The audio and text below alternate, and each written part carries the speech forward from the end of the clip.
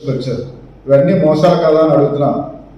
ఇప్పుడే మీరు పెట్టినటువంటి అప్పులు వ్యవస్థలన్నీ కూడా నాశనం అయిపోయి ఉంటే దాన్ని ఒక రూట్లో తీసుకొచ్చినటువంటి నారా చంద్రబాబు నాయుడు రాబోయే రోజుల్లో సూపర్ 6 కంపల్సరీ అమలు చేస్తాం.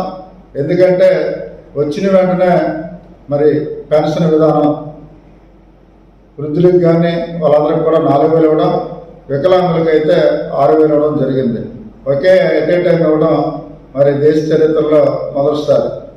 అలాంటిది రాబోయే దీపావళికి కూడా 3 సిలిండర్లు ఇవ్వడం జరుగుతుంది. మరి బస్సు ప్రయాణం కూడా ఇవ్వడం జరుగుతుంది. డిఎస్సి కూడా ప్రకటించడం జరిగింది. పోలీస్ జాబులు కూడా రాబోయే రోజుల్లో తీయటానికి ప్రభుత్వం సిద్ధంగా ఉంది. అన్న క్యాంటీన్లు కూడా ఓపెన్ చేయడం జరిగింది. ఇవన్నీ కూడా చేసేటప్పుడు కూడా ప్రభుత్వం మీద బురద జల్లాలనే ఆలోచన పక్కన పెట్టండి దయచేసి. ఎందుకంటే